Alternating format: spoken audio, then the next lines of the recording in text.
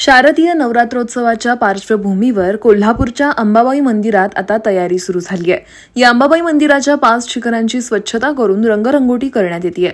तसंच येत्या काही दिवसात मंदिराच्या अंतर्गत भागातील स्वच्छता मोहीम राबवण्यात येणार आहे।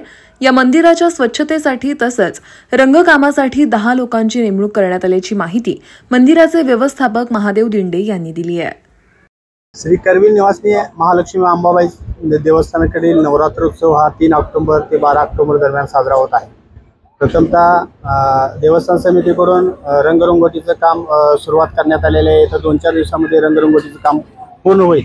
त्यानंतर मंदिर स्वच्छतेला टप्प्याटप्प्याने आपण सुरुवात करणार आहोत आणि मंदिराची जी इतर कामं आहेत ती देवस्थान समितीने नवरात्रपूर्वी पूर्ण करण्याची तजवीज ठेवलेली आहे। मला आशा आहे की येत्या नवरात्रोत्सव हा अतिशय भक्तिमय वातावरणामध्ये आणि मोठ्या उत्साहात पार पडेल अशी मी अपेक्षा व्यक्त करतो।